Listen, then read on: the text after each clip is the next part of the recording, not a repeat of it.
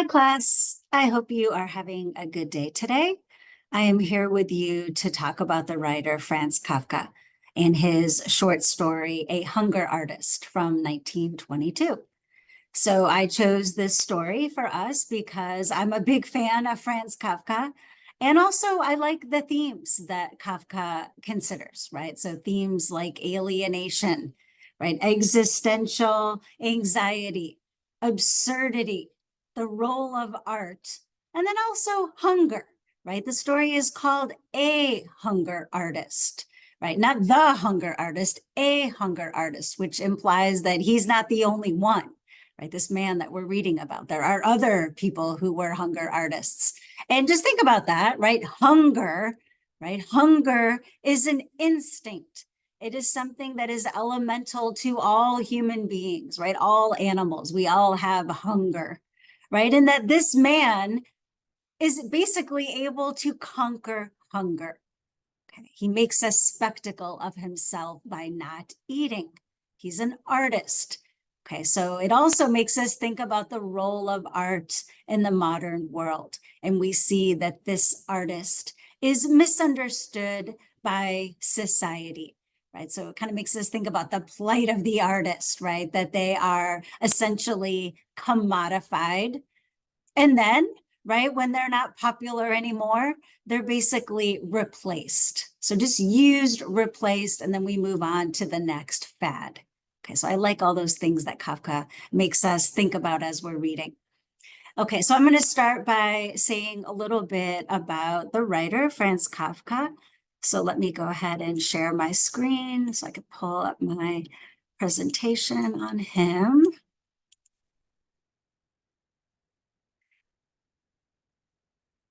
Okay, so there he is. You can see he lived from 1883 to 1924, right? He is widely regarded as one, and excuse that typo, I just noticed, right? One of the major figures of 20th century literature who unfortunately died at age 41, right? He died of tuberculosis.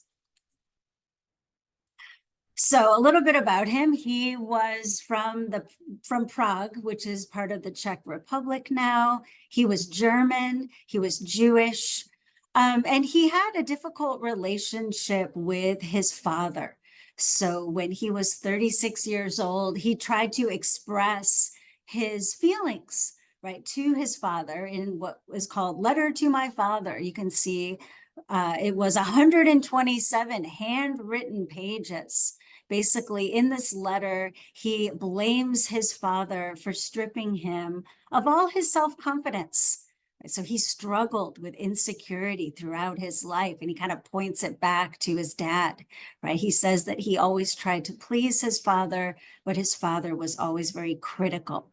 Okay, now you can find the letter online. It's very interesting to read, right? And I will say that Kafka does come across a little over dramatic in the letter, but we can see, right, how much he wanted his father's approval, right? How much we can say, like, how sensitive Kafka was, how brooding he was, how insecure he was, right? And it's also worth pointing out that he actually never gave the letter to his father, right? He gave it to his mother to read first. And after she read it, right, her advice was not, right, not to share it with the father, which kind of sad. So Kafka was never married, right? He was engaged 3 times, but he never actually got married. And that was due to his feelings of inferiority. He felt as though he did not possess any of the necessary traits required to head a family. He trained and worked as a lawyer. He was employed full-time by an insurance company, right? He wrote all of his literature in German, so we are reading translations. And then, as I said, right, he died when he was only 41. Now, prior to his death, right, he instructed his best friend, a man named Max Brod. He's the man in the center photo there, right? He instructed his best friend to burn all of his work. Okay. Now, apparently Kafka had already burned, right, a substantial amount of his work. Okay. But after, he died, Max Brod, his friend, did not honor Kafka's request, which I'm very grateful that he didn't, right? Because we would never have, for example, the Metamorphosis, right? The work that is on the screen right now. So that is a short story from 1915. Many of you maybe read this in high school. I think I read it when I was in high school, right? So you might remember, right, the protagonist, Gregor Samsa, who's a young man. He wakes up one morning to discover that he has been transformed, right, into a bug, right, this large insect, like a beetle of some kind.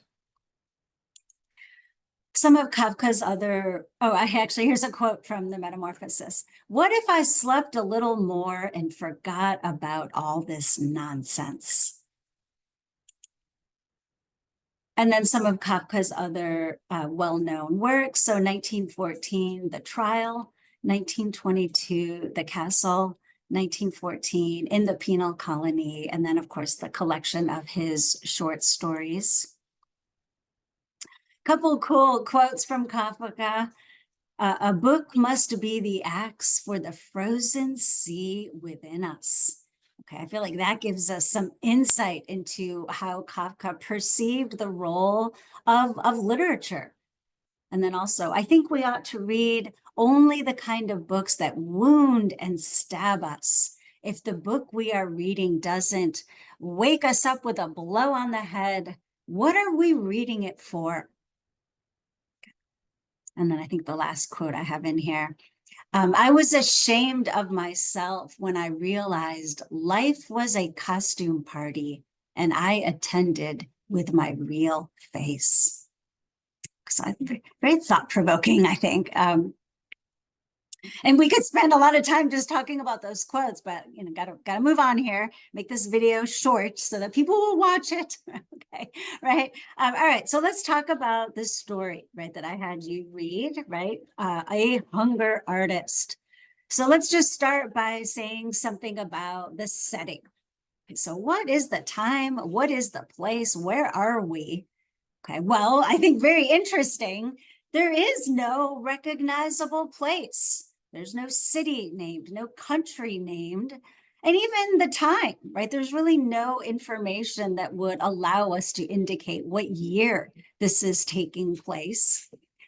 He does describe a time when professional fasting was an attraction. Okay, so again, this protagonist is not the only hunger artist. So we kind of have to ask ourselves, at least I am, who are these people, right? Who wants to watch fasting? Very interesting. Okay, so there are a few specific locations that are named, the cages, right, that the hunger artist is kept in, right? They're outdoors, they're dirty.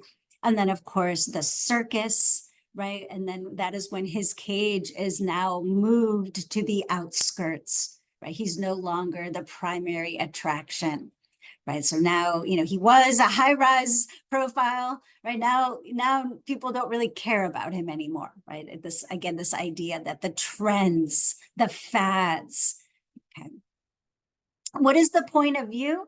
Okay, so we're back to another third person point of view, right? So the narrator is looking back to tell us about a time when professional hunger artists were popular, right? The story starts with a very general description of hunger artists before narrowing in on just one performer, right? Our hunger artist that we're focusing on.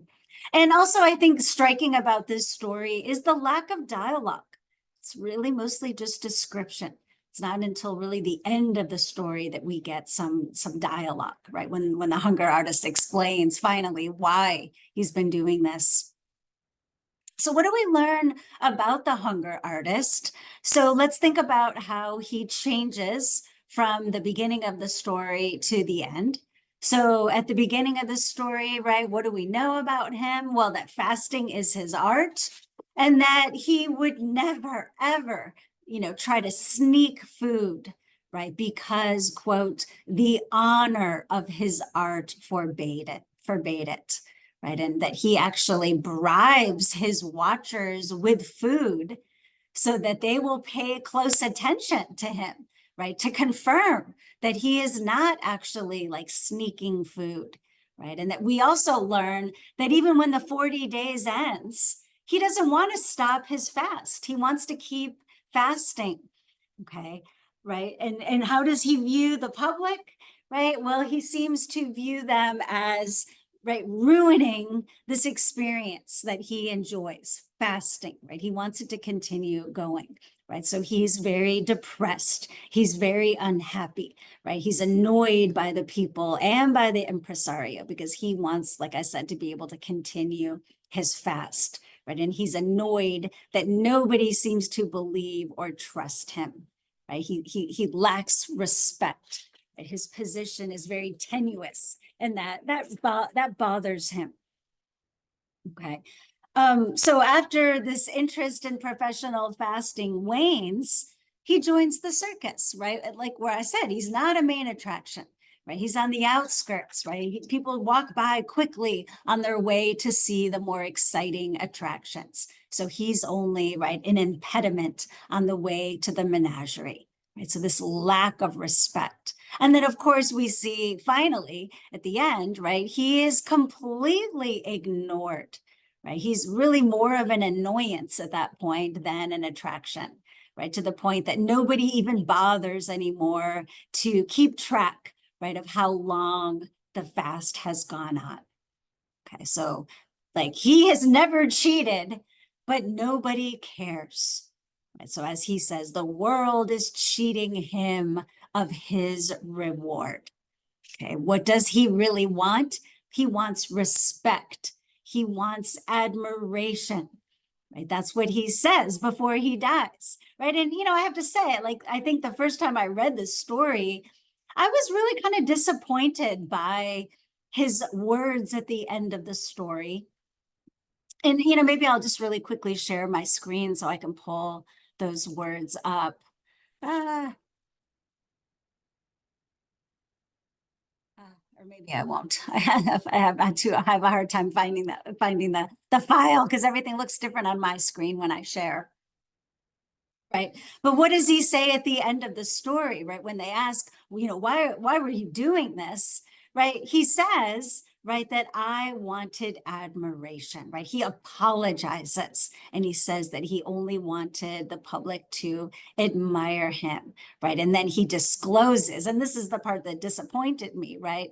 That the only reason that he was fasting, not eating, was because he couldn't find anything to satisfy him, right? That he says that if I had been able to find food that satisfied me, right, I wouldn't have done this. I would have eaten like anyone else.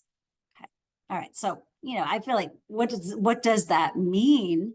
Okay, well, I'm going to leave that open to you, right? I'm going to see what you guys have to say on the discussion board, what you think that means, right? This idea that he could not find something to satisfy him. Let's think a little bit about the supporting characters. So we have the impresario, right? He's basically the promoter, right? What is his role in the story? Well, he's the manager, right? And essentially, right, he's commodifying this person's art, this person's suffering, really, right? Right. And so that's why he imposes this 40-day limit, not because he's really like worried about the hunger artist dying or anything like that. He imposes that limit because he feels like the public will get bored. Right. After 40 days, they won't have any interest in the hunger artist anymore.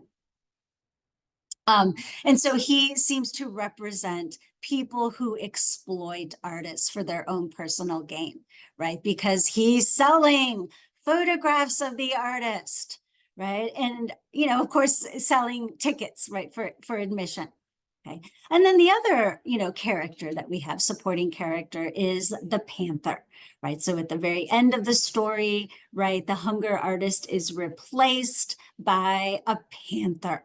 Okay, what does that panther symbolize, right? Well, the panther is an animal, right? He exhibits freedom, right? So he represents instinct, energy, life, right? He's exciting to look at. right? In sharp contrast, right, by the end of the story to the hunger artist, right, who put himself in a cage. He imprisoned himself, right? Very different than the panther, who did not have a choice. And then, the hunger artist, right, starving himself in sharp contrast to the panther, right, who eats with gusto, right? And that we see the way the panther, this animal, is something that is very easy to understand, right? We can stand in front of the cage and watch the panther. There's nothing to interpret. Okay, whereas the hunger artist is a little strange, right? We're going to stand in front of a cage and look at this guy sitting there, right, not eating, getting, thinner and thinner. It makes us question why, right? Why is this man doing this? Why is he making a spectacle of himself? Right. So it requires a little bit more effort on the part of the viewer, right? Why is this guy doing this? Right. And also, I think, right, looking at this person starving themselves to death, it's kind of gross. It's kind of icky, right? It maybe makes us feel uncomfortable about ourselves, right? This man who's able to conquer hunger. Right? Because if we think about hunger and fasting, right, abstaining from food or drink, why do people fast? Right? Well, some people might do it for health reasons, some people might do it for religious, right, ritualistic purposes, or also even for a form of political protest, right? Right, like a hunger strike. Okay, but he is not doing it for any of those reasons, right? Again, he's doing it, he says, because he wanted admiration and respect, and because he couldn't find anything that satisfied him. Right. So the story makes us think about, right, this human need, right, to be seen for who we truly are. Right. So it's not just by food that we survive, right? We also survive due to the respect, the admiration, the gaze of others, right? He wants other people to understand him, to validate his performance. Right. So the story, I think, makes us think about art and, question, does art require spectators? People to look at the art, to watch the artist at work. Okay. So again, this story, right, shows us the plight of the modern artist in the modern world, right? We see this man misunderstood, alienated, right? And I should also have said that Kafka wrote this story at the very end of his life, right? He was already dying, right, of tuberculosis when he wrote this. So, that's also, I think, worth noting. All right, well, I'm going to keep this short. I hope you enjoy the story. I look forward to reading your comments on the discussion board, and I will see you next time.